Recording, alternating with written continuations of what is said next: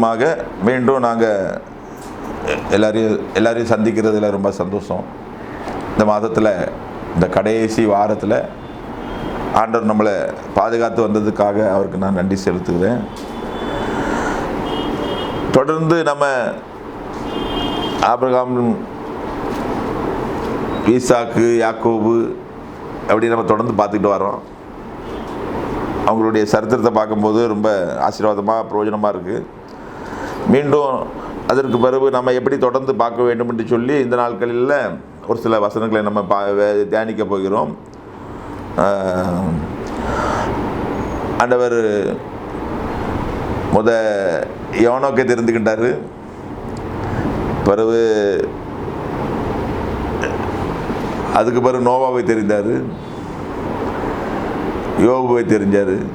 அதுக்கு பிறகு ஆபிரகாமை தெரிஞ்ச பிறகு ஆபிரகாமை சொன்னார். அவங்களுக்கெல்லாம் அந்த ஆசீர்வாதத்தை கொடுக்கல.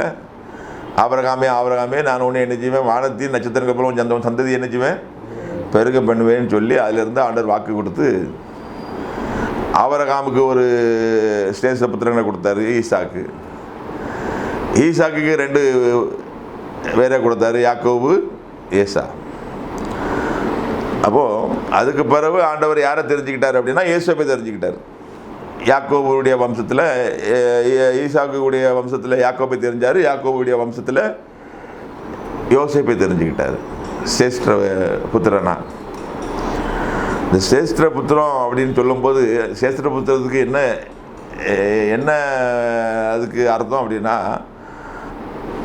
அவர் தான் அதுக்கு அடுத்தது தலைமை தாங்கி வழி நடத்தக்கூடியவர் குடும்பத்தில். ஆமாம், எத்தனை அண்ணன் தம்பி இருந்தாலும் அதில் முக்கியமாக ஒருத்தர் இருப்பார். சொல்லுவாங்க, அவங்க சொல்ல நாங்கள் என்ன செய்ய முடியாது, தட்டு மீறி போக முடியாது. அவங்க சொல்ல நாங்கள் மீறி போக முடியாது. அவங்க தான் எல்லாம் குடும்பத்துக்கு செய்யக்கூடியவங்க அப்படின்னு சொல்லி அநேக குடும்பங்கள் நல்லா இருக்கும். நல்லா இருக்க குடும்பங்களில் அப்படி முக்கியமாக பொறுப்பாக இருப்பாங்க, கண்டிப்பாக இருக்கணும். அப்போ ஆண்டவரும் அதே கொள்கையில் தான் வழி நடத்திட்டு வர்றாரு. யோசேப்பின் தலைமையில் ஆண்டவர் வழி நடத்தி வந்தார். யோசேப்பின் காலத்துக்கு பிறகு ஆண்டவர் எப்படி தெரிஞ்சுக்கிட்டாருன்னு சொல்லி இன்றைக்கி நம்ம பார்க்க போகிறோம்.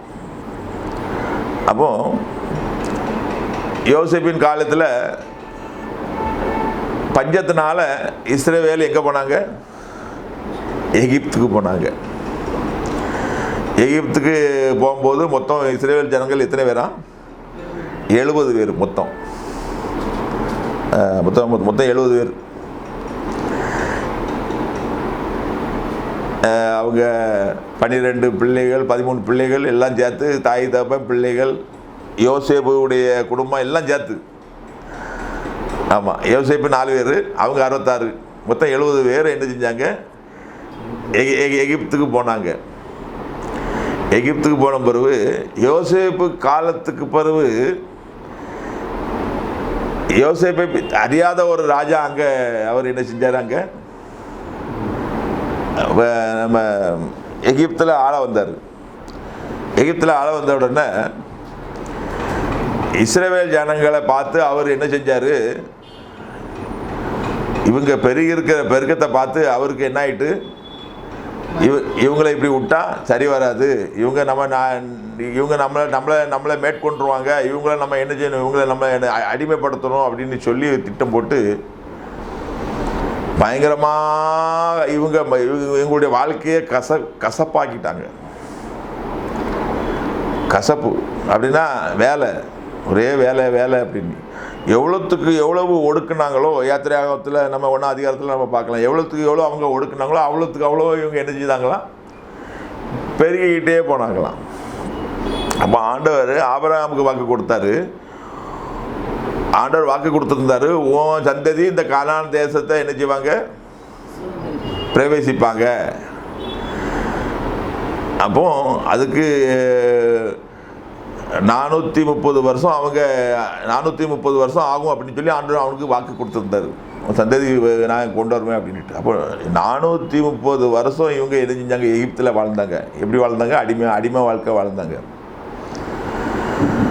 இவங்க எகிப்தில் ஆண்டு சொன்னார், நான் உங்களை பாலும் தேனும் ஓடுகிற கானான் விசாலமான தேசத்துக்கு நான் உங்களை கொண்டு போவேன்னு ஆண்டவர் வாக்கு கொடுத்தாரு உங்களுக்கு.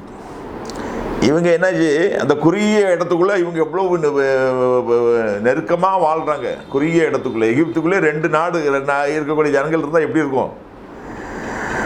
அப்போ குறுகிய இடத்துல இவங்க வாழ பழகிக்கிட்டாங்க. பழகிட்டு கானானை என்ன செஞ்சிட்டாங்க, கானானை மறந்துட்டாங்க, வாக்குத்தத்தத்தையும் மறந்துட்டாங்க. அதிலேயே வாழ பழகிக்கிட்டாங்க இவங்க. என்ன ஆனாலும் நமக்கு இதான் அப்படின்னு சொல்லி. அப்போது பயங்கர நெருக்கம் இவங்களுக்கு. நெருக்கம் அப்படின்னா ஆண்டவர் ஒரு மோசே ஆண்டவர் என்ன செய்தார், முதல்ல அவர் என்ன செய்தார், அந்த தெரிஞ்சுக்கிட்டார் பிறப்பில். நம்ம வாசிங்க, அந்த வசனத்தை வாசிங்க. எபிரேயர் 11:23. எபிரேயர் 11:23. மோசே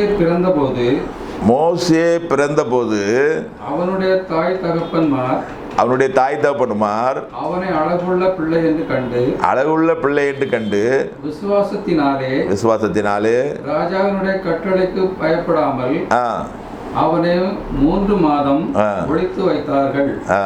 விசுவாசத்தினாலே மோசே தான் பெரியவனான போது பார்வோனுடைய குமாரத்தின் மகன் எண்ணப்படுவதை வெறுத்து.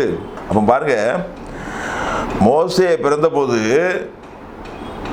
பெரிய சட்டம். என்ன சட்டம் அப்படின்னா, இவங்க ரொம்ப பெருகிறாங்கன்னு சொல்லி ஆண் பிள்ளைகளை யாரையும் என்ன செய்யக்கூடாது, பிறந்தக்கு உயிரோட வைக்கவே கூடாதுன்னு சட்டம், கவர்மெண்ட் சட்டம். ஆண் பிள்ளைகளை பிறந்தனா உடனே என்ன செஞ்சிடணுமா, தூக்கி நதியில் என்ன செஞ்சிடணுமா, போட்டுடணும். நதியில் ஏன் போடணும் அப்படின்னா, அப்போ அவங்களுடைய தெய்வம் வந்து மெதலை. எகிப்தினுடைய தெய்வம் என்ன தெய்வம் வந்து மெதலைக்கு இறையாக போட்டுடணும். முதலை. அப்போது அவங்க தெய்வத்துக்கு போட்டணும் பிள்ளைய, இஸ்ரவேல் ஜனங்களுடைய ஆண் பிள்ளைகளை. அப்போ பாருங்கள் அவங்க எவ்வளவு நெருக்கப்பட்டிருப்பாங்க அப்படின்ட்டு. ஆம்பளை பிள்ளையை பார்த்துட்டா அவங்க என்ன செய்ய முடியாது, அந்த பிள்ளையை வைக்க முடியாது. அதை கொண்டு போய் என்ன செஞ்சு அதை கொண்டு போட்டணும். இல்லை அப்படின்னா இவங்கள அரெஸ்ட் பண்ணிடுவாங்க. முதல்ல பார்வோன். ஆமாம், அதனால தான் அவங்க நதியில் விட்டு போட சொன்னது பிள்ளைய. இதை இவங்க வளர்த்து முதலைக்கு இறையா, இஸ்ரவேல் ஜனங்கள் பூரா முதலைக்கு இறை, அவங்க கடவுளுக்கு இறை, அந்த அளவுக்கு இவங்களை அடிமைப்படுத்தியிருந்தாங்க. அப்போது மோசையே ஆண்டவர் தெரிஞ்சுக்கிட்டார். அதில் 3 மாதம் வரை ஒழிச்சு வச்சாங்க. ஒழிச்சு வச்சுட்டு பிறகு ஒழிச்சு வைக்க முடியாமல் நாணலில் கொண்டு வச்சுட்டாங்க. அங்கே பார்வோனுடைய குமாரத்தி குளிக்க வரா. அப்போ இவ மோசையுடைய அக்காக்காரி பார்த்துக்கிட்டே இருக்கா. பார்த்துட்டு அந்த பிள்ளை பார்த்துட்டு அழகான பிள்ளையாக இருக்குன்னு உடனே அது ஆண்டவருடைய திட்டம்.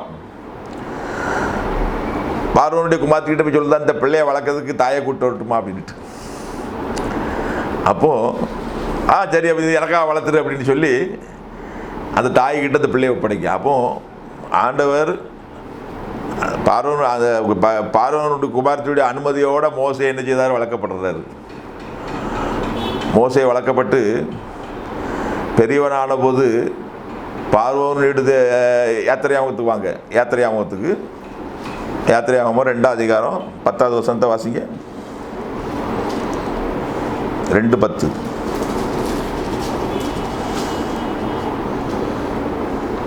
பிள்ளை பெரிதான போது அவள் அதை பார்வோனுடைய குமாரத்தினிடத்தில் கொண்டு போய் விட்டாள். அவளுக்கு அவன் குமாரனானான். அவள் அவனை ஜலத்தில் நின்று எடுத்தேன் என்று சொல்லி அவனுக்கு மோசே என்று பெயரிட்டாள். பாருங்க, ஒரு குறிப்பிட்ட வாலிப வயசான உடனே பிள்ளையை வளர்த்து கொண்டு எங்கே கொண்டு விட்டாச்சு, பார்வோன் அரண்மனையிலேருந்து விட்டாச்சு. விட்ட உடனே மோசேனா என்ன அர்த்தம் அப்படின்னா, ஜலத்திலிருந்து எடுக்கப்பட்டதுனால அவனுக்கு பேர் என்ன பேர், மோசே. அப்போது இந்த மோசே பார்வோனுடைய குமாரத்தினுடைய மகன் என்று என்ன செஞ்சார், அழைக்கப்பட்டார். ஆனால் இவங்க வளர்த்ததெல்லாம் யார்? எபிரேய ஸ்திரீ. தாய் என்ன செஞ்சா? அவனுக்கு எல்லாத்தையும் சொல்லி கொடுத்து நல்லா என்ன செஞ்சாங்க? வளர்த்தாங்க. இவன் பார்வோனும் அரண்மனையில் வளர்ந்தாலும் இவனுக்கு எண்ணம் பூரா எங்கே இருந்தது? அடிமையாக இருக்கிற இஸ்ரவேல் மேலே தான் அவனுக்கு என்ன இருந்தது? எண்ணம் இருந்தது. அடிமைத்தனத்திலிருந்து எப்படியாவது ஒரு விடுதலை வாங்கணும் அப்படின்னு சொல்லி. அப்போ பாருங்கள், இந்த 4ஆம் அதிகாரத்தில் 22வது வசனத்தை வாசிங்க. 4ஆம் அதிகாரத்தில் 22.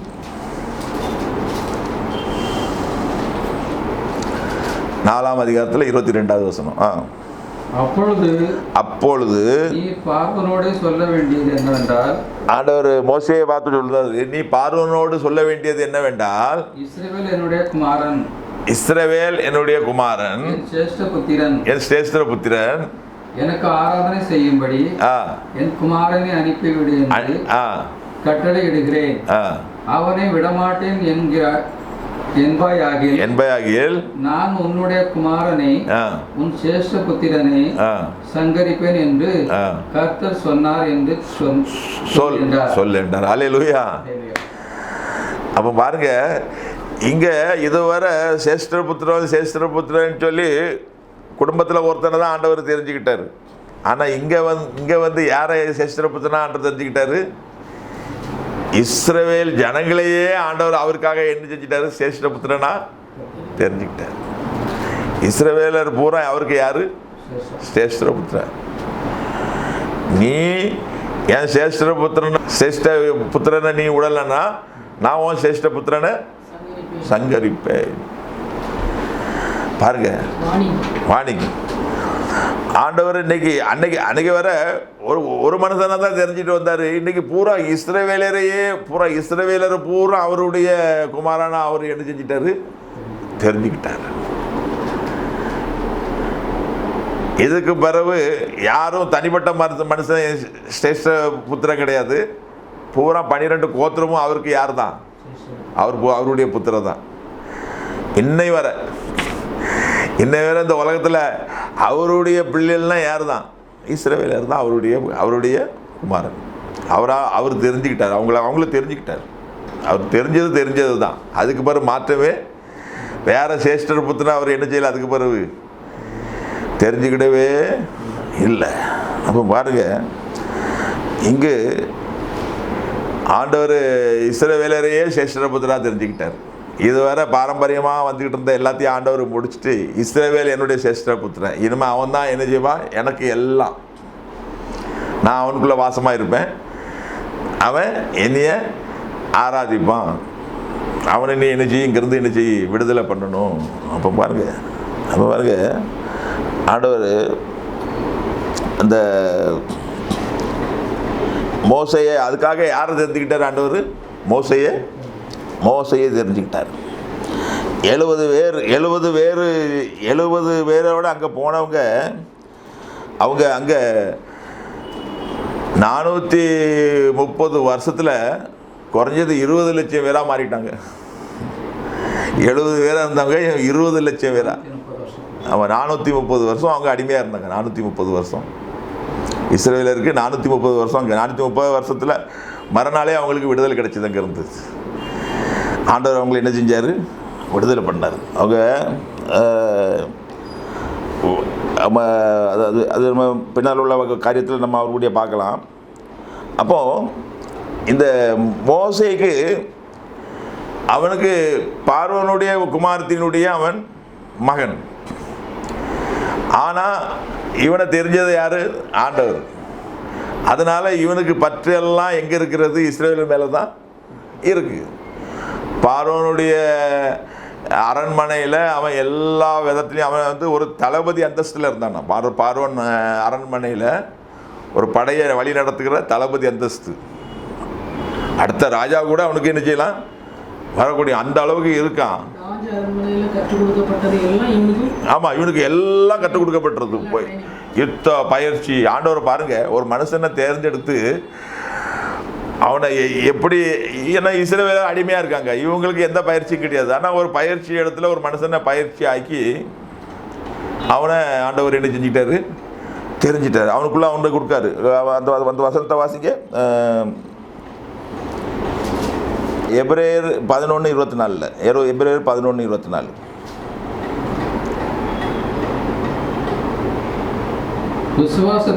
விசுவாசத்தினாலே மோசே தான் பெரியவனான போது பார்வோனுடைய குமாரத்தின் மகன் எண்ணப்படுவதை வெறுத்து அநித்தியமான பாவ சந்தோஷங்களை அனுபவிப்பதை பார்க்கிறோம் தேவனுடைய ஜனங்களோட துன்பத்தை அனுபவிப்பதையே தெரிந்து கொண்டான். பாருங்க, விசுவாசத்தினாலே மோசே பெரியவனான போது பார்வோனுடைய குமாரத்தின் மகன் என்று சொல்லப்படுவதை வெறுத்து உதறி தள்ளிவிட்டு பாவ சந்தோஷத்தை உதறி தள்ளிவிட்டு அவன் என்னச்சுன்னா அந்த வாசிக்க பாவ சந்தோஷங்களை அனுபவிப்பதை பார்க்கிறோம் தேவனுடைய ஜனங்களோட துன்பத்தை அனுபவிப்பதையே தெரிந்து கொண்டான். தேவனுடைய ஜனங்களோடு துன்பத்தை அனுபவிக்கிறதையே அவன் என்ன செஞ்சிட்டான்? ஆமாம், பாருங்க. அதனால தான் ஆண்டவர் அவனை என்ன செஞ்சார்? தெரிந்து கொண்டார். இப்போ இவனுக்கும் இதுக்கும் சம்மந்தமே கிடையாது. இவனுக்கு ஒரு நல்ல அரண்மனை வாழ்க்கை இருக்குது, ராஜா மாதிரி வாழலாம். ஆனால் அவன் என்ன செய்தான்? அந்த வாழ்க்கையை அவன் என்ன செஞ்சான்? பாவ அநித்தியமான பாவ சந்தோஷத்தை அவன் என்ன செஞ்சான்? வெறுத்து உதறி தள்ளிட்டு கர்த்தருடைய ஜனங்களோடு உபத்திரத்தை அனுபவிக்கிறதே அவன் என்ன செஞ்சான்? தெரிந்து கொண்டானான். அப்போ பாருங்க, ஒரு மனுஷனை ஆண்டவர் அழைச்சார் அப்படின்னா அவன் பாவ சந்தோஷத்தை அவன் என்ன செஞ்சிட மாட்டான். அவன் சொகுசான வாழ்க்கையை என்ன செய்ய மாட்டான்? ஏற்க மாட்டான். இங்கே ஜனங்களெல்லாம் என்னுடைய இனங்கள் எல்லாம் கஷ்டப்பட்டதாங்க அப்படின்னு சொல்லி இது என்ன ஏன் அப்படின்னா அவள் தாய் வளர்க்கும் போது அவள் சொல்லியே இந்த பிள்ளையை என்ன செஞ்சான்? வளர்த்தார், சொல்லி கொடுத்து வளர்க்குறான். எப்பா நீ நம்முடைய ஜனங்கள்லாம் இப்படி கஷ்டப்படுறாங்க, நீ அரண்மனையில் இருந்தாலும் நம்முடைய பிள்ளைகளுக்கு நீ நியாயம் செய்யணும் அப்படி அவங்க தாயை சொல்லிக் கொடுக்க. அப்போ நம்ம பிள்ளைகளை வளர்க்கும்போது ஆண்டவருக்குள்ளாக நம்ம என்ன செய்யணுமா? வளர்க்கணும். கூடிய மனப்பட்டும் என்ன சொல்லியிருக்கு அப்படின்னா, கர்த்தர் உங்களுக்கு கொடுத்த பிள்ளைகளை கஷ்டப்பட்டாவது நீங்கள் ஜெப ஜீவியத்தில் எப்படி செய்யணுமா? ஜெப ஜீவியத்தில் நம்ம கண்டிப்பாக அவங்களை என்ன செய்யணும்? ஜெபம் பண்ணு, பைபிள் வாசித்தியா, இது நம்ம அவங்ககிட்ட சொல்லும்போது அவங்களுக்கு கஷ்டமாக இருந்தாலும் எங்கள் அப்பா கேட்பாரு. கேட்பீங்களா நீங்கள்? பிள்ளைகள் டைமில் அப்படி எம்மா ஜெபம் பண்ணியா? அப்போ நம்ம என்ன செய்வாங்க? இது நம்ம கஷ்டப்பட்டாவது நம்ம அந்த பிள்ளைகளை என்ன செய்யணும்? ஜெபம் பண்ண. இப்போ என் பையன் நாங்கள் குடும்ப ஜெபத்தில் முதல் நாள் உட்காந்துருக்கோம். அப்போ எல்லோரும் நாங்கள் பாட்டு பாடி ஜெபம் பண்ணணும். அப்போ செல்வான்னு ஜெபம் பண்ணுவோம் அப்படின்ட்டு ஜெபமே பண்ண வேண்டேன் அப்படிங்க. நான் சொல்ல, இன்றைக்கி நீ என்ன ஆனாலும் பரவாயில்ல, நீ ஜெபம் பண்ணால் தான் நாங்கள் ஜெபத்தை பிடிப்போம், இல்லைன்னா நாங்கள் எல்லோரும் நாங்கள் தோத்திரம் போட்டுக்கிட்டே இருப்போம். ஆளுதான் என்னெல்லாமோ பண்ணி பார்த்தான், சம்மதிக்க மாட்டோம். அன்னைக்கு ஜெபம் பண்ண பாருங்க, அதுக்கு பிறகு ஜெபத்தை நிப்பாட்டுன்னு சொல்ல வேண்டிய நிலைமை ஆகிப்போச்சு. பிறகு கேட்டோம், அமெரிக்காவில் இருக்க மாமக்கெல்லாம் நான் ஜெபம் இல்லை அப்படிம்பான். இப்போ அமெரிக்காவில் மாமாவுக்கு ஜெபம் பண்ணிட்டுருக்கு, இவங்களுக்கு அடிமா அதுவும் அப்படி ஜெபம் பண்ண ஆரம்பிச்சிட்டான். முதல் நாள் ஜெபம் பண்ண மாட்டேன்னு சொன்னேன். அப்படி தானே அழுதாமல என்ன அழுவேன்? யாரோ சொன்ன அழுதான் விட்டுரு அப்படின்ட்டு. யார் சொன்ன? அப்படியா? அழுதான் ஜெபம் பண்ணியே ஆகணும் அப்படின்ட்டு. அப்போ பாருங்க, நீங்கள் உங்கள் பிள்ளைகளுக்கு அந்த காரியங்களை நீங்கள் கற்றுக் கொடுக்கும்போது, மோசையே தாயார் என்ன செய்ய விளக்கும்போது அப்படி கற்றுக் கொடுத்துருந்தாங்க. உபத்திரவம் பார்ப்பா, நம்ம ஜனங்கள் இவ்வளோ அனுபவிக்காங்க, இவங்க கூக்குரல், இவங்க என்ன செய்தாங்க? பெருமூச்சு விடுதாங்க, இவங்களை உத்தரப்படுத்துகிறாங்க, இவங்களை நாங்கள் அடிமையாக இருக்கோம், பிள்ளையெல்லாம் வளர்க்க முடியல, நமக்கு நம்ம ஆண்டவர் கொடுத்த வாக்குத்தத்தம் நம்முடைய இருக்குது அப்படின்னு சொல்லி வளர்த்தாங்க.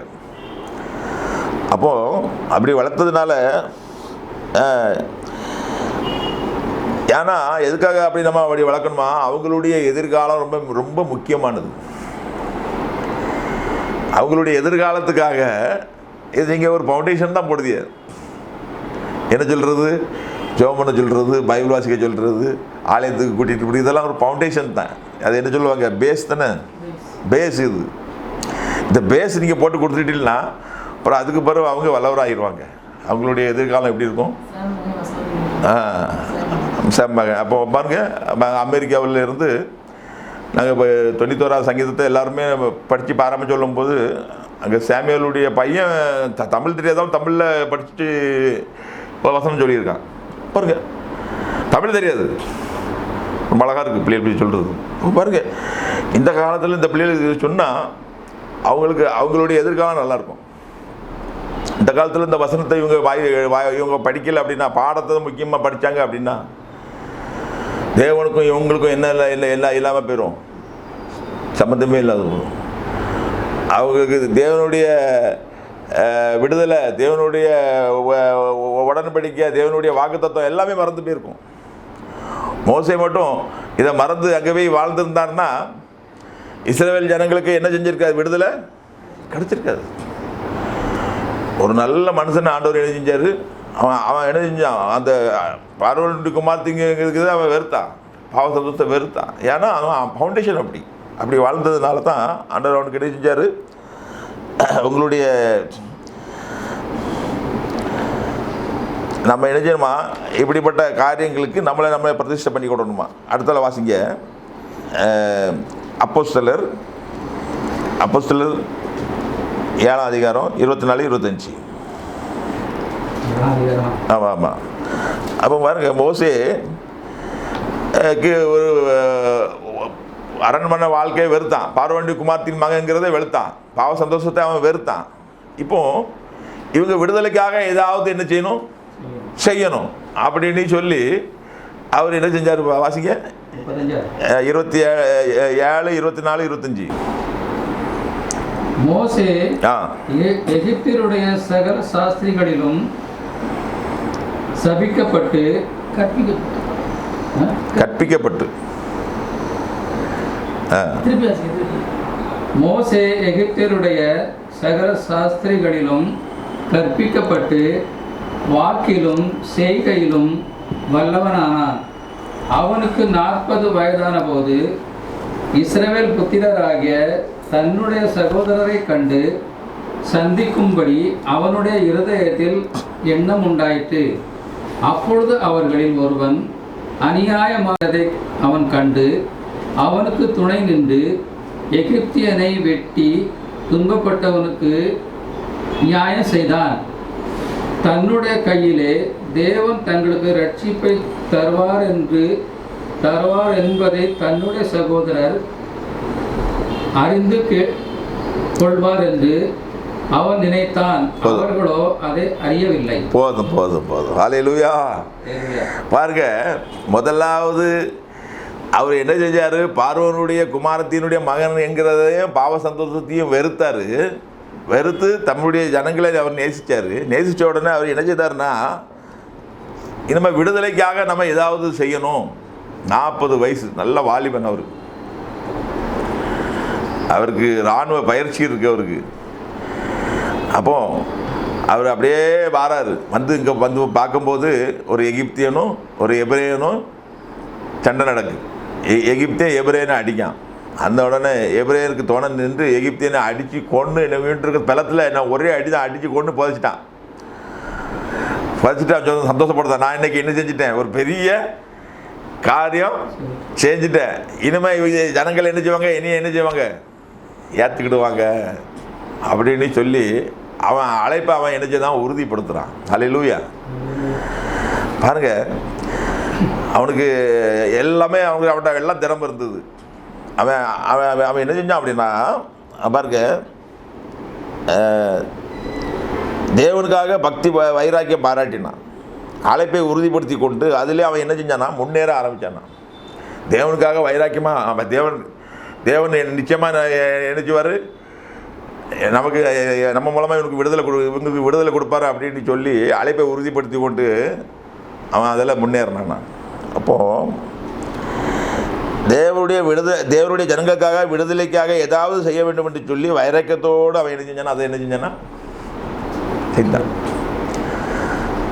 அழைப்பு பெற்றவங்க, ஆண்டவருக்காக வாழ்கிறவங்க, அவங்க என்ன செய்ய மாட்டாங்க, சும்மா என்ன செய்ய மாட்டாங்க, இருக்க மாட்டாங்க. அப்போ அது இவ்வளோ பெரிய காரியம். அப்போ பாருங்க, நாம் அந்த காலத்தில் மோசே வந்து விடுதலைக்காக அவர் என்ன செஞ்சார்? அப்படி செஞ்சார். விடுதலைக்காக, அவங்க இஸ்ரேல் ஜனங்கள் விடுதலைக்காக வைராக்கியமாக ஆண்டவருக்காக செஞ்சார். ஆனால் இந்த காலத்தில் நாம் அப்படி செய்ய வேண்டிய அவசியம் நமக்கு என்ன இல்லை. அப்படி தானே?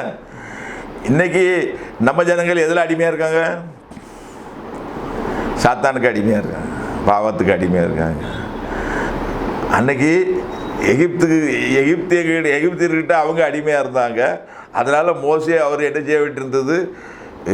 யுத்தம் பண்ண, அடிதடி பண்ண வேண்டியிருந்தது. அவர் அதுக்காக ஆயத்தமாயிட்டார். என்ன ஆனாலும் பரவாயில்ல அப்படின்ட்டு. இனிமேல் இந்த பார்வனோட இருந்தாலும் சரி இல்லாட்டாலும் சரி, நான் இவங்களை அடிமைத்தனத்துலேருந்து மீட்காமல் நான் என்ன செய்ய மாட்டேன், விட மாட்டேன் அப்படின்ட்டு.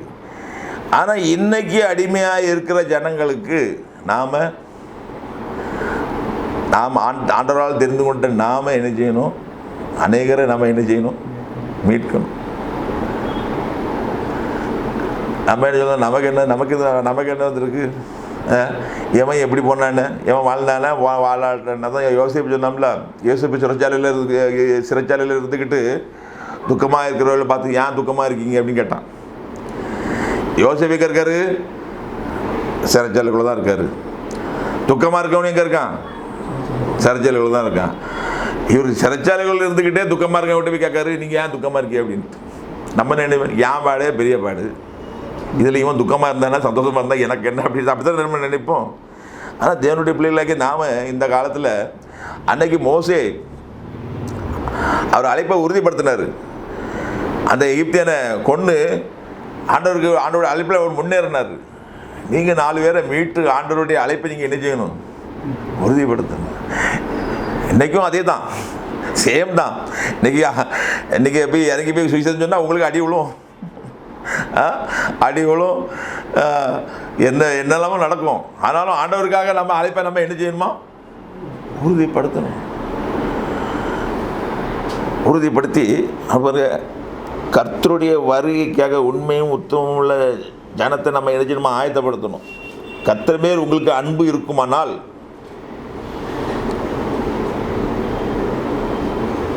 கர்த்தருக்கு மேலே உங்களுக்கு அன்பு இருக்கணும்னா நாம் என்ன செய்யணுமா? கர்த்தருடைய கட்டளை நிறைவேற்ற தைரியமாக நம்ம என்ன செய்யணுமா? செயல்படணுமா? ஆண்டவருக்கு மேலே நமக்கு அன்பு இருக்குண்ணா. எப்படி? மோசே எதுக்காக வைராக்கியம் பாராட்டினார்? அவருடைய ஜனங்கள் அடிமையாக இருக்கிறதுக்காக தான் வைராக்கியம் பாராட்டினார். அப்போ நாம் ஆண்டவர் மேலே அன்பை வச்சு ஆண்டவருடைய ஜனங்கள் அவர் என்ன செஞ்சார்? விடுதலை பண்ணணுன்னுட்டு. நாம் ஆண்டவர் மேலே நமக்கு அன்பு இருக்குது அப்படின்னா நம்ம ஆண்டவருக்காக இறங்கி நம்ம என்ன செய்யணும்? பெல்வொர்க் பண்ணணும். அது எது காமிக்குது? கர்த்தர் மேல் நமக்கு இருக்க அன்பை என்னைக்கு தான் காட்டுகிறது. இறங்கி நம்ம ஸ்தானத்தை விட்டு இறங்கி, பில்டிங்கை விட்டு இறங்கி, நம்ம ஸ்டேட்டஸை விட்டு இறங்கி, எங்கள் சர்ச்சில் அப்படி பாருங்கள், எங்கள் கூட ஃபோட்டோ எடுத்துருக்க ஆட்கள்லாம் பாருங்கள், எங்கள் எப்படி இருப்பாங்க. சாதாரண மக்கள் எங்கள் கூட நின்று அவங்களும் நம்ம லெவலில் நம்ம லெவலில் அவங்கள நம்ம என்ன செய்யணும்? ஏற்றுக்கிடணும். நம்மளை மாதிரி அவங்க ஆகணும். நம்ம ஸ்டேட்டஸ் சொல்லிட்டு நாம கீழே வரணும். நான் யார்? நான் அப்படி சொல்லிட்டு நான் பெரும் பிரசங்கம் மட்டும் பண்ணுவேன், அவங்க கூட அவங்க லெவலில் போக மாட்டேன் அப்படின்ட்டு. அவங்க லெவலில் நம்மள அவங்க லெவலில் நம்ம என்ன செய்யணும்? ஆமாம். அப்போ பாருங்கள், கர்த்தருக்கு மேலே நமக்கு என்ன இருக்குது? அன்பு. அது ஜனம் யாருக்குள்ளது? கர்த்தருக்குள்ள ஜனம். அவங்க எங்கே இருக்காங்க? அடிமைத்தனத்தில் இருக்காங்க. பயங்கர அடிமைத்தனத்தில் இருக்காங்க. பிசாசு அவங்களை என்ன பண்ணி வச்சுருக்கான்? அடிமை பண்ணி வச்சுருக்கான். நான் அப்படி என்ன சொன்னேன்? கர்த்தருக்காக வைராக்கியமாக நின்றது நிமித்தம் அவன் என்ன செய்ய வேண்டியது? எகிப்தை விட்டே என்ன செய்ய வேண்டியது ஆயிடுச்சுது? எகிப்தை விட்டு ஓட வேண்டியதாகி போயிடுச்சுது. அவனை கொலை பண்ணதுனால மறுநாள் 2 பேர் சண்டை போட தான் போன உடனே அங்கே என்ன சொல்லலாம்? நேற்று அவனை கொண்ட மாதிரி என்னை கொல்ல பாக்கியோ அப்படின்னா போச்சுடா. சுதந்திரமும் போச்சு, விடுதலையும் போச்சு, நம்ம உயிருக்கே நமக்கு என்னது ஆபத்து அப்படின்னு சொல்லி மோசே என்ன ஆகிப்போச்சு தான் இருந்தால் கர்த்தருக்காக வைராக்கிய நிமித்தம் எகிப்தை விட்டு அவர் என்ன ஓடும்படியான நிலை ஏற்பட்டது.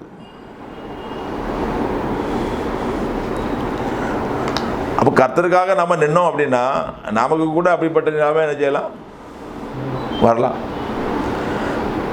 நம்ம பிரச்சனையில் பிரச்சனை நமக்கு வரலாம். ஆனால் நாம் என்ன செய்யணுமா, கர்த்தர் நிமித்தம் வருகிற பாடுகளை நம்ம ஏற்றுக்கிடணுமா. அல்லேலூயா, அல்லேலூயா. இதான் சத்தியம். மோசையை குறித்து சொல்கிறதுக்கு என்ன அப்படின்னா, மோசே ஆண்டவருக்காக பாவ சந்தோஷத்தை வெறுத்தார், பார்வோனுடைய குமார்த்தியின் மகன்கிறத வெறுத்தார், அவங்க ஜனங்களோட அடிமதனத்தை அவர் ஏற்றுக்கிட்டார், விடுதலைக்காக போராடினார். கடைசியில் என்ன ஆகி போச்சு, ஏற்றுக்கிடலை, நாட்டை விட்டு ஓட வேண்டிய நிலைமை ஆகிப்போச்சு. இன்றைக்கி நாமளும் அப்படி தான். இந்த நாட்டு இந்த இந்த இந்த உலகம் நமக்கு அடைக்கலாம், நமக்கு உலகம் தான் நமக்கு செட்டில்னு என்ன செய்யக்கூடாது. ஆண்டவர் நிமித்தம் விட்டுட்டு ஓட வேண்டியது வந்ததுனால நம்ம என்ன செய்யணும், அவருக்காக ஓடி தான் நிற்கணும். அது அழைப்பு. ஆண்டவர் மேலே உங்களுக்கு அன்பு இருக்குமானால், ஒரே வார்த்தை தான், அவருக்கு மேலே உங்களுக்கு அன்பு இருக்கும்னா அடிமைத்தனத்தில் இருக்கிறவங்கள நம்ம பார்த்துக்கிட்டு சும்மா நம்ம என்ன செய்யக்கூடாது, இருக்கவே கூடாது. அவங்களுக்காக நம்ம கதறணும், குமரணும். ஏதாவது நம்ம பிரச்சனை தான், என்ன அப்படி சொல்லிட்டா, என்ன எங்கள் கடவுளை பற்றி சொல்லிட்டா, என்ன நீ அப்படி என்ன நினச்சிட்டா, உனியை பார்த்தது அவனையை அடிச்சிருவேன், உனியை இருக்க விட மாட்டேன், எத்தனாலும் ஓகே சந்திக்க ஆகணும். நீங்கள் ஆண்டவருக்காக அப்படி சந்திக்கலைன்னா நீங்கள் ஆண்டவர் மேலே உங்களுக்கு அன்பு இல்லைன்னு அர்த்தம். என்ன சொல்கிறீங்க? அவர் எல்லாத்தையும் நமக்கு செஞ்சார்ல, அவர் நமக்கு எல்லாத்தையும் செஞ்சுட்டு போனவர் மேலே நம்ம என்னெல்லாம் மரியாதை இல்லை. பாருங்க, முதல் வசனத்தை எடுங்க, யாத்திரையாகமோ 2ஆம் அதிகாரம்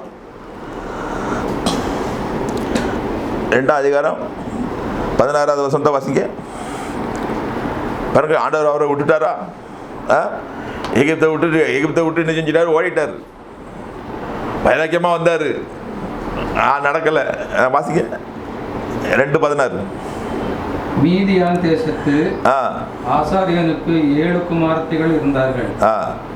அவர்கள் தங்கள் தகப்பனுடைய ஆடுகளுக்கு தண்ணீர் காட்டும்படிக்கு அங்கே வந்து தண்ணீர் மொண்டு தொட்டிகளை நிரப்பினார்கள். அப்பொழுது மேய்ப்பர்கள் வந்து அவர்களை துரத்தினார்கள். மோசே எழுந்திருந்து அவர்களுக்கு துணை நின்று அவர்களுடைய ஆடுகளுக்கு தண்ணீர் காட்டினார். அவர்கள் தங்கள் தகப்பனாகிய ரெகுவேலினிடத்தில் வந்தபோது அவன், நீங்கள் இன்று இத்தனை சீக்கிரமாய் வந்தது என்ன என்று கேட்டான். போதும் பாருங்க, எகிப்தை விட்டு, அரண்மனைய வாழ்க்கையை விட்டு, சொகுசான வாழ்க்கையை விட்டு, அனித்தியமான பாவ சந்தோஷத்தை விட்டு, தேவ ஜனங்களோடு துன்பப்படுறதை ஏற்றுக்கொண்ட இதுவன் நாடோடியாக எங்கே ஒரு கிணத்து பக்கத்துலேயே உட்காந்துருக்கான். அல்லேலூயா. எங்கே போகணும்னு தெரியாமல் எல்லாம் குடும்பத்தையே விட்டுட்டு, எல்லாரும் சகோதரி எல்லாம் குடும்பம் கோத்தரை விட்டு, எதுக்காக? ஆண்டவருக்காக வைராக்கியம் காட்டினதுனால அவன் நாட்டை விட்டு ஓட வேண்டியது நிலைமை ஆகி போய் எங்கே போய் உட்கார்ந்துருக்காரு. ஏன் அப்படின்னா, அவருக்கு ஞாபகம் வந்தது, ஈசாக்கு வாழ்க்கையும் எங்கே தான் அமைஞ்சது, கிணத்துக்கிட்ட தான் அமைஞ்சது. யாக்கோபு வீட்டை விட்டு ஓடின போது அவருக்கு வாழ்க்கை எங்கே அமைஞ்சது, கிணத்துக்கிட்ட தான் அமைஞ்சது. அதனால நமக்கும் இந்த கிணத்துக்கிட்ட ஏதாவது வாழ்க்கை அமையாதான்னு கிணத்துக்கிட்ட போய் என்ன செஞ்சுருக்காரு, உட்காந்துக்கிட்டு இருக்காரு. அப்படி தானே? பாருங்க, அந்த காலத்தில் நாங்கள் இங்கே ஊருக்கெலாம் போனோம்னா எங்கேயும் போனாலும் கடத்தில் இளைப்பாறுற இடம் எதாக தான் இருக்கும், கிணத்து பக்கத்தில் தான் நம்ம என்ன செய்வோம், இருக்கிறத கொண்டு வச்சுக்கிட்டு சாப்பிட்டுட்டு அங்கே தான் 2 பேரும் என்ன செய்வாங்க, வருவாங்க, கூடுவாங்க. அந்த காலம் ஆமாம், அவன் என்ன செய்வான், அங்கே தான் கொஞ்சம் அமைதி அவனுக்கு கிடைக்கும், மன சம்மதி கிடைக்கும். அவனுக்கு எல்லாம் விட்டு ஓடினவன் வாழ்க்கையில் அங்கே தான் அவனுக்கு என்ன கிடைச்சிது, அவனுக்கு தேடி கிடைக்கும். அங்கேயும் அவனுக்கு என்ன செய்ய வேண்டியிருக்கு, தேவனுக்காக அவர் சில காரியங்களை செய்ய வேண்டியிருக்கு. அங்கேயும் அவன் சும்மா இருக்க இல்லையா, நமக்கு என்ன வந்திருக்குன்னு இருந்தான்னா அவன் வாழ்க்கையில் அங்கே எதுவும் நடந்திருக்காது. அவன் அந்த பெண்கள்லாம் தண்ணி காட்ட வரும்போது மேப்பர்கள் அவங்கள துரத்துறாங்க. அவங்களுக்கு கூட நின்று தேவனுடைய மனுஷன் தேவ பிள்ளைகளுக்கு என்ன செய்யணுமா, எப்பவுமே என்ன செய்யணுமா, துணை நிற்கணும். ஒரு அழைக்கப்பட்ட மனுஷன், இன்னைக்கு நாங்கள் குடும்பத்தில் பெரிய ஒரு சில பிரச்சனைகளுக்கு காரணமே அழைக்கப்பட்டவங்க வாயை திறந்து பேசாததுனால பிரச்சனை என்ன ஆகி போச்சுன்னா முத்தி போச்சு. பிரச்சனை என்ன ஆகி போச்சு? முத்தி போச்சு. முத்துனா என்னாகும்? கேன்சர் ஆயிரும். கேன்சர் ஆனால் பிறகு சீரியஸ் ஆயிரும். பிறகு பிழைக்கவே வாய்ப்பு கிடையாது. அழைக்கப்பட்டவன் தட்டி கேட்கணும். மோசே அங்கே எகிப்தில் தட்டி கேட்டதுனால எகிப்தை விட்டு ஓட வேண்டியதாச்சு. இங்கே பாருங்க, ஒத்த மனுஷனாக இருந்து அவ்வளோ மேப்பரையும் அவன் என்ன செய்யலாம்? பெண்களுக்காக எதுக்கான். இப்போ அங்கேயும் அவங்க கொஞ்சம் பாருங்க, இந்த அனுபவம் ஏன்ட்ட எப்பவும் உண்டு. எங்கேனாலும் தட்டி கேட்குற பழக்கம் ஏன்ட்ட உண்டு. சும்மா ஏன் வம்பை விலைக்கு வாங்குறீங்க, ஏன் விலைக்கு வாங்குறீங்க அப்படி. இல்லை இல்லை இல்லை, இது வம்பு கிடையாது, இது நியாயம். நியாயத்தை நீங்கள் என்ன செய்யணும்? இப்போ சொல்லணும். நியாயத்தை நம்ம சொல்லணும். தேவனுடைய பிள்ளைகளுக்கு நம்ம என்ன செய்யணும்? தேவனுடைய பிள்ளைகளுக்கு பிரச்சனை வருது, கஷ்டம் வருதுன்னா அங்கே நிற்கணும். நிறைய பேர் நலிவு போயிடுவாங்க, ஒளிவு போயிடுவாங்க. எங்ககிட்டலாம் எனக்குலாம் ஒருத்தர் தெரியும், அப்படியே நின்றுட்டு இருப்பார். பிரச்சனை ஓவர் செஞ்சு பார்த்தா ஆளே காண மாட்டார். போய் வீட்டில் போய் செஞ்சுருவார். எனக்கு ஒரு அம்மாவை தெரியும், கோயிலில் சண்டை வந்த உடனே முதலாவது புருஷனை பிடிச்சி இழுத்து கொண்டு வீட்டில் கொண்டு பூட்டி கதவை பூட்டிடும். கடைசியில் எல்லாரும் இருக்காவே இப்போ அவங்க புருஷன் இல்லை. நமக்கு என்ன வந்திருக்கு, நமக்கு என்ன வந்திருக்கு, எவன் இப்படி பண்ண, நமக்கு என்ன, இப்படியே சொல்லி புருஷனை கூட்டி கொண்டு போய் கதவை பூட்டிடுவோம். நாங்கள் என்னென்னு ஏதாவது முடிவு வராதான், நீ கடைசி வர இருப்போம். ஒரு முடிவு வராது தானே போவோம். பாருங்க, மோசைக்கு கிணத்துக்கிட்ட வந்து நின்றுக்கிட்டோம். அவர் என்ன செய்யலை, சும்மா இருக்கல, தட்டி கேட்காரு பாருங்க, தட்டி கேட்காரு. அவர் சொல்றாரு பாருங்க. அப்போ 17 வாசிங்க. அப்பொழுது மேய்ப்பர்கள் வந்து 18 அவர்கள் தங்கள் தகப்பனாகிய ரகுவேலின் இடத்தில் வந்தபோது அவன், நீங்கள் இன்று இத்தனை சீக்கிரமாய் வந்தது என்ன என்று கேட்டான். அதற்கு அவர்கள், எகிப்தியன் ஒருவன் மேய்ப்பரின் கைகளுக்கு எங்களை தப்புவித்து எங்களுக்கு தண்ணீர் மோண்டு கொடுத்து ஆடுகளுக்கும் தண்ணீர் காட்டினான் என்றார்கள். அப்பொழுது அவன் தன் குமாரத்திகளை பார்த்து, அவன் எங்கே, அந்த மனிதனை நீங்கள் விட்டு வந்தது என்ன? போஜனம் பண்ணும்படிக்கு அவனை அழைத்து கொண்டு வாருங்கள் என்றான். மோசே அந்த மனிதனிடத்தில் இருக்க சம்மதித்தான். அவன் சீபோராள் என்னும் தன் குமாரத்தியை மோசேக்கு கொடுத்தான். போதும். ஹல்லேலூயா. அப்போ பாருங்க,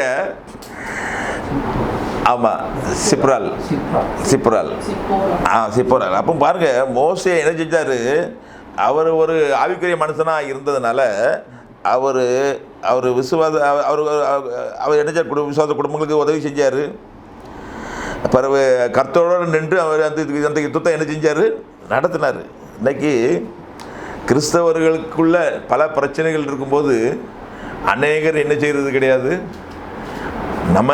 நமக்கு என்ன வந்திருக்கு, அவன் பாடா பார்க்கான் அப்படின்ட்டு நிறைய பேர் என்ன செய்தாங்க, அப்படி போகிறதுனால ஆண்டவருடைய காரியங்கள் என்ன செய்யுது, அநியாயமாக என்னப்படுகிறது. நடக்க வேண்டியது என்ன செய்யணும், நடக்க மாட்டேங்குது. தேவனுடைய பிள்ளைகளுடைய வாழ்க்கையில் இப்படிப்பட்ட ஒரு வைராக்கியம் இருக்கணும். அது மோசைக்கு மட்டும் இல்லை, மோசை மாதிரி உடைய அனுபவத்தில் இருக்கிறவங்களுடைய வாழ்க்கையில் இப்போ பாருங்கள், அவன் அந்த இடத்துல அவன் அந்த மந்தையை தட்டி கட்டதுனால அவனுக்கு அங்கே என்ன அமைஞ்சது, ஒரு வாழ்க்கை அமைஞ்சுது. அந்த மனுஷன் கேட்கான், உங்களுக்கு உதவி செஞ்ச மனுஷன் எங்கே, அவன் அங்கே தான் இருக்கான், கிணத்துக்கிட்டு தான் பார்த்தா அங்கே தான் அங்கே இருக்கான். அவன் போய் கூட்டிகிட்டு கொண்டு வந்து அவனை நினைச்சுதாங்க. நம்ம பாருங்க, இதெல்லாம் எத்தனை வயசில் நடக்கு தெரியுமா? அவனுக்கு 40 வயசில் மோசம் நினைச்சுதான் தன் ஜனத்துக்காக பக்தி வைராக்கியம் கொண்டானா. 40 வயசில் அவன் ஜனத்துக்காக பக்தி வைராக்கியம் கொண்டாடினா அவனுக்கு அவன் வாழ்க்கையில் என்ன ஆயிடுச்சு, அதெல்லாம் ஒன்றும் பலிக்கலை. அந்த 20வது வசனத்தை வாசிங்க. 20வது வசனம். அப்பொழுது அவன் தன் குமாரத்திகளை பார்த்து, அவன் எங்கே, அந்த மனிதனை நீங்கள் விட்டு வந்தது என்ன? போஜனம் பண்ணும்படிக்கு அவனை அழைத்து கொண்டு வாருங்கள் என்றார். 21. மோசே அந்த மனிதனிடத்தில் தங்கி இருக்க சம்மதித்தான். அவன் சிப்போராள் என்னும் ஆ தன் குமாரத்தியை மோசேக்கு கொடுத்தான். வாசிங்க. அவள் ஒரு குமாரனை பெற்றாள். ம் நான் அந்நிய தேசத்தில் பரதேசியாய் இருக்கிறேன் என்று சொல்லி ஆ அவனுக்கு கெர்சோம் என்று பெயரிட்டார். போதும். ஹல்லேலூயா. பாருங்க, அங்கே அந்த காலத்தில் ஒவ்வொரு பேருக்கும் ஒவ்வொரு என்ன இருந்தது, அர்த்தம் இருந்தது. அப்போது யோசேப்பு அவனுடைய எல்லா ஒவ்வொருத்தரும் முடிஞ்சது. ஆண்டவர் எனக்கு எல்லாத்தையும் மறக்க பண்ணினார்னு சொல்லி தன்னுடைய மகனுக்கு பேர் என்ன வச்சான், மனாசே அப்படின்னு வச்சான். அப்படின்னா ஆண்டவர் என்னுடைய எல்லா துக்கத்தையும் என்ன செஞ்சார், என் குடும்ப துக்கத்தை பூரா என்ன செஞ்சார், நீ மறக்க செய்தார் அப்படின்னு சொல்லி. இங்கே நான் பரதேசியாக வந்த இடத்துல ஆண்டவர் எனக்கு என்ன செஞ்சார், என் குடும்பத்தை எனக்கு தந்தார்னு சொல்லி அவனுக்கு என்ன பேர் வைக்கிறான், கெர்சோன். கெர்சோன் அப்படின்னா பரதேசி. பையனை பார்க்கும்போதெல்லாம் அவனுக்கு என்னென்ன வருமா, நம்ம யாரு, பரதேசி. அதுக்காக நம்ம அவனுக்கு தெரியும், ஆண்டவர் சொல்லியிருக்கிறாரு, நீங்கள் யார் இந்த உலகத்தில், பரதேசி. ஏன்னா இஸ்ரவேல் ஜனங்களுக்கு ஆண்டவர் என்ன கொடுக்கல, இன்னும் வீடு கொடுக்கவே இல்லை. மோசைக்கும் என்ன கிடையாது, வீடு கிடையாது. மோசை யார், பரதேசின்னு அப்போ தான் அவருக்கு புரிஞ்சுது. மோசை அப்போ தான் தெரிஞ்சுது நம்ம யார், பரதேசி. அப்போ மோசே பரதேசியாக வாழ்ந்த காலத்தில் குழந்தை பிறந்ததுனால அவனுக்கு என்ன பேர் வச்சாரு, பரதேசி. எப்பவும் அவன் பையனை கூப்பிடுவாரு, பரதேசி. ஆமாம், கெர்சோன். கெர்சோன்கிறது ஈப்ரூவில் பரதேசின்னு அர்த்தம். அப்போ அவர் பரதேசி வாழ்க்கையை மறக்கக்கூடாது அப்படிங்கிறதுக்காகவே மகனுக்கு அவர் பேரை வச்சு எப்பவும் கூப்பிட்டுக்கிட்டே இருந்தார். நான் யார், ஒரு பரதேசி. நான் எகிப்தில் எப்படிலாம் வாழ்ந்தேன், நான் எல்லா வாழ்க்கையும் போச்சு அப்படின்னு சொல்லி அவர் 40 வருஷம் எல்லாத்தையும் மறந்து அங்கே என்ன செய்தார், ஆடு மேய்க்கார். ஆடு மேய்க்கிட்டு இருக்கார், மீதியான் தேசத்தில் ஆடு மேய்க்கார். 40 வயசில் அவர் வெளியே வந்தார். 80 வயசு வரை அவர் என்ன செஞ்சுக்கிட்டு இருக்காரு, ஆடு மேய்ச்சிக்கிட்டு இருக்காரு. ஐயோ,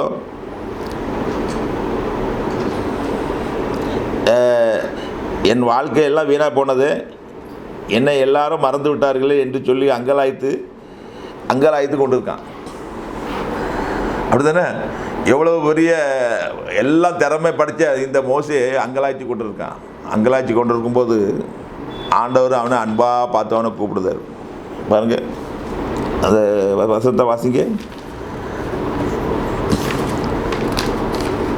3ஆம் அதிகாரம் 1ஆவது வசனம். மோசே மீதியான் தேசத்து ஆசாரியனாயிருந்த தன் மாமனாகிய எத்ரோவின் ஆடுகளை மேய்த்து வந்தான். அவன் ஆடுகளை வனாந்தரத்தின் பின்புறத்திலே ஓட்டி தேவ பர்வதமாகிய ஓரேப் மட்டும் வந்தான்.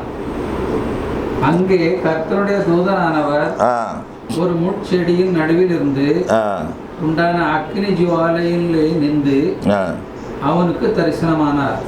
அப்பொழுது அவன் பார்த்தான். போதும் பாருங்க, 40 வருஷம் இங்கே என்ன ஆகி போச்சு அப்படின்னா, 40 வருஷம் போயிட்டு ஆடு மாடு அவர் என்ன செய்தார், ஆடு மாடு மேய்ச்சிக்கிட்டே அவர் வாழ்க்கையை என்ன செஞ்சிட்டாரு, கழிச்சிட்டாரு.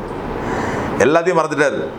அண்ணனை மறந்துட்டார், அடிமைத்தனத்தை மறந்துட்டார், எல்லாத்தையும் வாழ்க்கையை மறந்துட்டு நம்ம வாழ்க்கை இப்படி போச்சே அப்படின்னு சொல்லிட்டு ரொம்ப வேகத்தோடு ஆடு மேய்ச்சிக்கிட்டு இருக்கும்போது ஆண்டவர் என்ன செய்தார், முட்செடியிலிருந்து அவர் என்ன செய்தார், தரிசனமாகி கூப்பிடுதார்.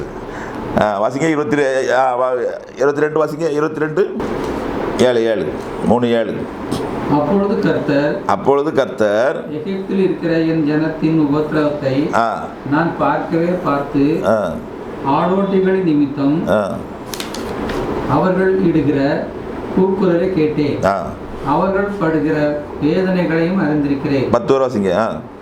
அவர்களை எகிப்தியரின் கைக்கு விடுதலையாக்கவும் அவர்களை அந்த தேசத்திலிருந்து நீக்கி கானானியரும் கேத்தியரும் எமோரியரும் பெரிசியரும் ஏவியரும் எபூசியரும் இருக்கிற இடமாகிய பாலும் தேனும் ஓடுகிற நிலமும் விசாலமுமான தேசத்தில் கொண்டு போய் சேர்க்கவும் இறங்கினேன். இப்பொழுது இஸ்ரவேல் புத்திரர் கூக்குரல் என் சன்னதியில் வந்து எட்டினது. எகிப்தியர் அவர்களை ஒடுக்குகிற ஒடுக்கலையும் கண்டேன். நீ இஸ்ரவேல் புத்திரர் ஆகிய என் ஜனத்தை எகிப்திலிருந்து அழைத்து வரும்படி உன்னை பார்வோன் இடத்திற்கு அனுப்புவேன் வா என்றார். அல்லேலூயா.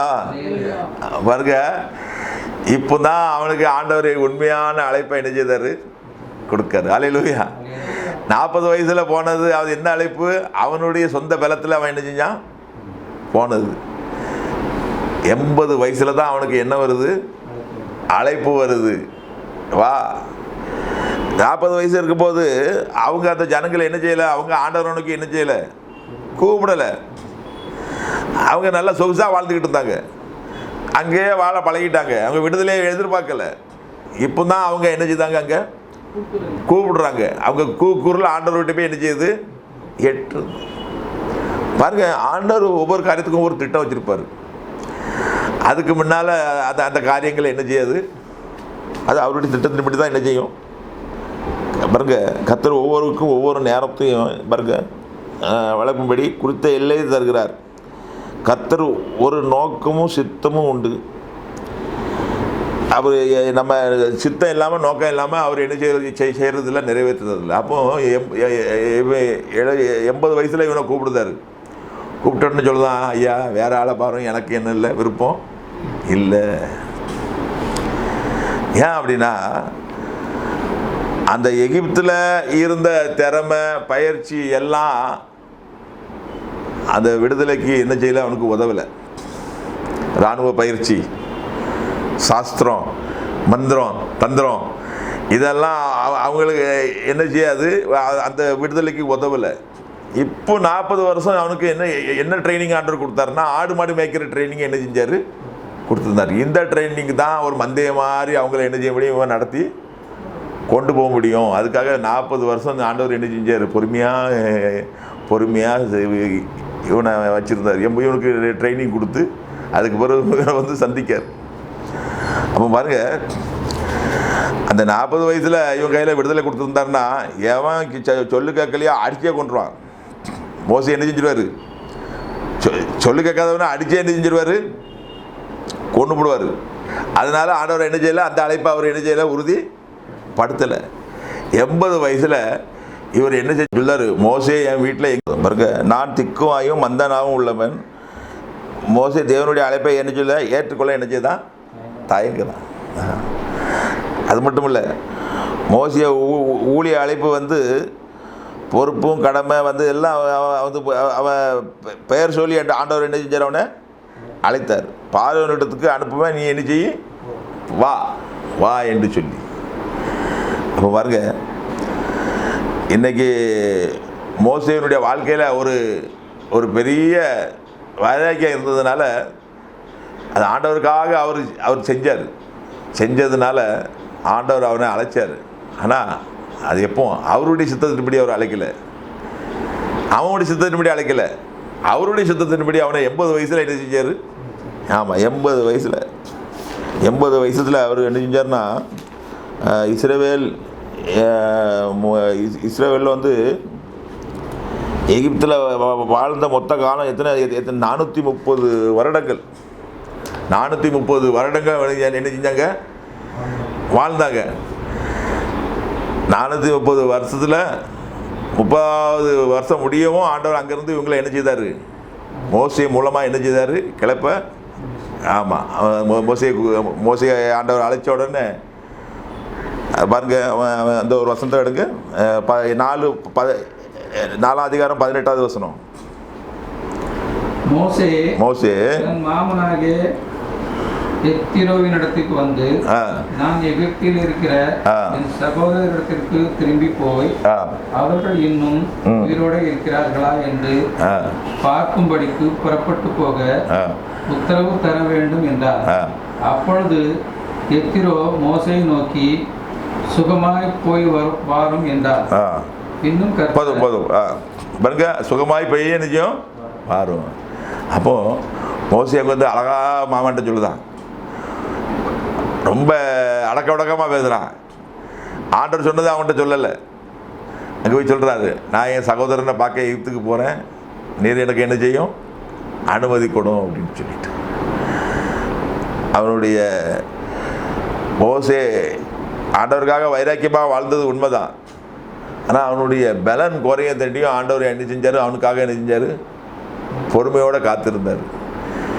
எத்தனை 40 வயசில் அவன் வெளியே வந்தவன் 40 வருஷம் அவன் என்ன செய்ய வேண்டியிருந்தது? அவன் பொறுமையாக இருக்க வேண்டியிருந்தது. 40 வருஷம் பொறுமையாக இருந்ததுனால, பொறுமையாக அவன் அந்த மாடுகள் எல்லாம் பொறுப்பாக செஞ்சுக்க. 40 வருஷம் அவன் எங்கே? மீதியான் தேசத்தில் இருந்தார். எகிப்தில் யாரையுமே பார்க்கல. ஆமாம். அப்போது ஆண்டவர் அந்த 40 வருஷம் அந்த அனுபவத்தில் இவனை என்ன செய்தார்? கொண்டு போய் என்ன செய்தார்? அதுக்கு பிறகு அவர் என்ன செய்தார்? எகிப்துக்கு என்ன செய்தார்? கூட்டிகிட்டு போகிறாரு. நம்ம இதை தொடர்ந்து நம்ம பார்க்க போகிறோம். தொடர்ந்து நம்ம அடுத்த வாரமும் நம்ம என்ன செய்வோம்? பார்ப்போம். ஆண்டவர் இவர் மூலமாக எவ்வளோ பெரிய காரியங்கள் செஞ்சார் அப்படின்னு சொல்லி. அதனால் கர்த்தர் நமக்காக, கர்த்தர் மேலே நம்ம அன்பு கூறுவர்களாக நம்ம இருக்கோம் அப்படின்னா, கர்த்தருக்காக நம்ம என்ன செய்யணும்? ஏதாவது நம்ம என்ன செய்யணும். அப்போது அவன் பரதேசி வாழ்க்கை இதோடு என்ன செய்யுது? முடியுது. இந்த 40 வருஷம் பரதேசி வாழ்க்கை அவனுக்கு என்ன செஞ்சது? இதோடு முடிஞ்சது. கர்த்தருக்காக அவன் துணிஞ்சு நின்னதுனால எகிப்தை விட்டு என்ன செய்ய வேண்டியதாச்சுது? ஓட வேண்டியதாச்சுது. அவன் உயிரை தப்பித்து கொள்ளதுக்கு. அப்போ நம்ம ஆண்டவருக்காக நம்ம இந்த நாளில் அடிமைத்தனத்தில் இருக்கிற ஜனங்களுக்காக நாம் ஏதாவது கண்டிப்பாக என்ன செய்யணும். அடிமைத்தனத்தில் இருக்கிற ஜனங்களுக்காக ஏதாவது செய்யணும். அடுத்தால விசுவாச குடும்பங்களில் பிரச்சனைகள், போராட்டங்கள் வரும்போது அங்கே நின்று நம்ம தலையிட்டு நம்ம அந்த காரியங்களை நம்ம தீர்த்து வைக்கணும். அதை நம்ம ஒதுங்கி போகக்கூடாது, விலகி போகக்கூடாது, நழுவி போகக்கூடாது. அப்போ பாருங்க, நிறைய பேர் இருக்காங்க, தங்கள் வாழ்க்கையை நல்ல ஸ்டாண்டர்டாக நடத்துவாங்க. பக்கத்தில் இருக்கவங்க எட்டியே பார்க்க மாட்டான், கண்டிப்பாக மாட்டாங்க. அப்போது நீ உன் காரியத்தை நல்லா செஞ்சிட்டீங்கன்னா அடுத்தால நீ என்ன செய்ய? 2 குடும்பத்துக்கு நீ என்ன செய்ய? நீ 2 குடும்பத்துக்கு தாயாக தகப்பனாக இருக்கலாமே, அப்பா அம்மாவாக இருக்கலாமே. இன்னைக்கு ஆண்டவர் தான் சொல்லுதார். தேவன் அதுக்காக தான் நம்மளை அழைச்சிருக்கிறார். உன் குடும்பத்தை நீ பார்த்துட்ட, உன் பிள்ளைய படிக்க வச்சுட்டா, உன் பிள்ளைய கல்யாணம் முடிச்சு கொடுத்துட்டா, உனக்கு நல்லா வீடு வாங்கிட்டா, வீடு இல்லாதவனுக்கு ஹெல்ப் பண்ணு, கல்யாணம் முடிச்சு கொடுக்க முடியாத கஷ்டப்படுறவங்களுக்கு அவங்களுக்கு நீ உதவி செய்யி, படிக்க முடியாமல் கஷ்டப்படுற பிள்ளைகளுக்கு நீ என்ன செய்யி? நீ என்ன குறைஞ்சி போயிடுவா? நீ என்னத்தை கொண்டு வந்தா? அப்போ நீ அதை நீ அவங்கள கண்டு நீ உன் முகத்தை என்ன செய்யாத? மறைக்காத. அவனுக்கு நீ முகத்தை என்ன செய்யாத? மறைக்காத. அப்போ நீ வாழ்க்கையில் என்ன செய்ய முடியாது? அடைய வேண்டிய காரியத்தை நீ ஆண்டவருடைய அழைப்பு அவன் மேலே என்ன செய்யாது? உறுதி படாது. நீ அதோட முடிஞ்சு போயிடுவான்.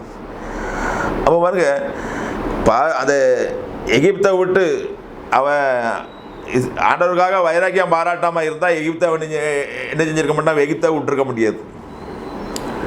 அடுத்தால மீதியான் தேசத்து அந்த பெண்களுக்காக அவன் வைராக்கியமாக நின்று இருந்தால் அவன் அந்த பரதேசி வாழ்க்கை அந்த இடத்துல வாழ்ந்துருக்கவே முடியாது.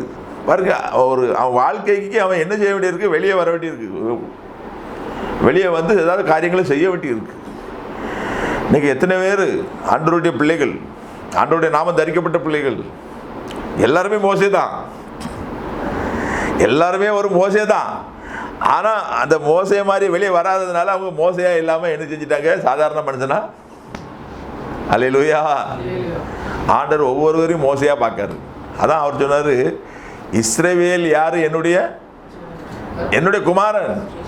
அவன் யார்? என்னுடைய ஸ்ரேஷ்ட புத்திர. ஒரு மனுஷனை தான் குமாரனா வச்சிருந்தாரு. ஆனால் இன்னைக்கு அவ்வளோ இஸ்ரவேலரும் அவருக்கு யார் தான்? சேஷ்ட புத்திரன் தான், குமாரன் தான். குமாரன்னா அவருடைய அதிகாரம்பரம் யாருக்கு தான்? அவருடைய குமாரனுக்கு. அப்போ நம்மளை குமாரனா ஆண்டவர் ஏற்றுக்கிட்டாருன்னா நம்ம குமாரனா வாழணும் ஆண்டவருக்காக. அல்லேலூயா. மோசே அப்படி என்ன செஞ்சார்? வாழ்ந்தார். அவர் ஆண்டவர் அதுக்காக தான் அவருக்கு சேஷ்ட புத்திரம் அந்த அதிகாரத்தை ஆண்டவர் அவர் கையில் கொடுத்தார், மோசே கையில், அந்த இஸ்ரேல் ஜனங்களை ஆளக்கூடியவர். அதனால் வருகிற நாட்களில் வருகிற வாரத்தில் மீதியான காரியத்தை நம்ம பார்ப்போம். நல்ல பிதாவே, நாங்கள் உண்மை நன்றியோடு துதிக்கிறோம், ஸ்தோத்திரிக்கிறோம் அப்பா. இயேசுவே, ஒரு உமக்காக வைராக்கிய பாராட்டின மோசே குறித்து நாங்கள் தியானித்தோம் அப்பா. மோசே அநித்தியமான பாவ சந்தோஷத்தை வெறுத்தார். பார்வோனுடைய குமாரத்தின் மகன் என்கிற அந்தஸ்தை வெறுத்தார். அவர் சகல வித செயலிலும் வல்லவனாக இருந்தார். ஆனாலும் அவர் தம்முடைய தேவ ஜனங்களுடைய அடிமத்தனத்தில் அவங்களோடு பாடம் அனுபவிப்பதே மேன்மையாக எண்ணினார். அதனால் அவர் துரத்தப்பட்டார், பரதேசி வாழ்க்கை வாழ்ந்தார். மீண்டும் நீர் அவரை அழைத்தீங்கப்பா உங்களுடைய கனமான ஊழியத்துக்கு. இன்னைக்கு மோசே போல அழைக்கப்பட்ட, தெரிந்து கொள்ளப்பட்ட தேவனுடைய பிள்ளைகள் ஒவ்வொருவருக்காக நாங்கள் செபிக்கிறோம். நாங்கள் எங்களுடைய வாழ்க்கையில் முடிஞ்சு போச்சு, இவ்வளோதான், இனிமேல் எங்களுக்கு ஒன்றும் இல்லை அப்படின்னு சொல்லி நாங்கள் நினைக்கலாம். ஆனால் எங்கள் மேலே வச்சிருக்கிற உங்களுடைய திட்டத்தை நீங்கள் நிறைவேற்ற போகிறீங்கப்பா. மோசே 40 வயதில் வெளியேறினார். 80 வயதில் அவருக்கு அழைப்புக்கு நீங்கள் கொடுத்தீங்க தகுப்பனே. அப்புறம் அதற்கு பிறகு 40 வருஷம் நீங்கள் அவரை மேன்மையாக வைத்து உயர்த்தினீங்க என்று சொல்லி நாங்கள் வேத புத்தகத்தில் பார்க்கிறோம். இந்த நாளிலும் இந்த வேத வசனத்தை நாங்கள் தியானித்தோம். இதை கேட்கிற பார்க்கிற ஒவ்வொருடைய வாழ்க்கையிலும் ஆசீர்வாதமாக இருப்பதாக இப்படிப்பட்ட அனுபவம் எங்களுடைய வாழ்க்கையில் தாங்க. இயேசுவின் நாமத்தில் செபிக்கிறோம் நல்ல பிதாவே. என் ஆத்துமாவே கர்த்தரை ஸ்தோத்ரி, என் முழுவதுமே பரிசுத்த நாமத்தை ஸ்தோத்ரி. என் ஆத்துமாவே கர்த்தரை ஸ்தோத்ரி, அவர் சகல உபாரங்களையும் மறவாதே. நம்முடைய கர்த்தராகிய இயேசு கிறிஸ்துவினுடைய கிருபையும் பிதாவினுடைய அன்பும் பரிசுத்தாவியானவருடைய ஐக்கியமும் வந்திருக்கிற யாவரோடு இப்பொழுது எப்பொழுது இருப்பதாக. அல்லேலூயா, அல்லேலூயா. கர்த்தருக்கு ஸ்தோத்திரம். சங்கீதம் 91. உனமாவன் மண் நீக்குவன் செலவாகன் இனி தங்குவான். நான் கத்தை நோக்கி நீ அழைக்காம், என் கோட்டை என் தெய்வன் நான் நம்பிக்கேன் என்று சொல்லுவேன். அவ உன்னை வேண்டுமெனி கணிக்கும், பாலோக்க கொனை நோக்கும் தப்பா. அவ தமது ஆய்வன மூடுவா, அவ சத்தியனி கீழே அழைக்கா மூடுவா. அவ உன்னை சத்தியம் எனக்கு பரிசயம் கெடுமாகும். எவ உண்டாக்கும் பயங்கருக்கும் பகை பார்க்கும் அம்புக்கும், எவ உண்டாக்கும் எவ நம்மளும் கொலை நோக்கும், மத்தியானத்தில் பாலாக்கும் சங்காரத்துக்கும் பயப்படாய். உன் பக்கத்து ஆரம்பம், உன் வற்புறுத்து 16 அவ உன்னை அணுகாது. உன் கண்களை மத்தியம் நீ அடி பார்த்து, உன் மார்க்கைக்கு வெறும் பலனை காண்பாய். என ஐக்காமிக்க உனமாய் கத்தை உன தாமம் கொண்டாய். ஆயால் உப்பமாக்கும் நீதாக வாடை உன் கூடாரத்தை அணுகாது. உன் வகை எல்லாம் உனக்கு காக்கும்படிக்கு உனக்காக தம்மை தூரக்கி கட்டுவா. உன் பாடக்கால படிக்கு அவ உன்னை தங்கை கை போனாக்கு. சிங்கித்து மேயும் வேம் பாம்பை மேயும் நீ நந்து பாசிங்கத்தையும் வருஷத்தையும் நினைத்து போடுவாய். அவ இணையத்தில் வாஞ்சாய்க்கபடியா அவ விவிப்பே. என் நாமத்தை அழைக்கும்படியா அவ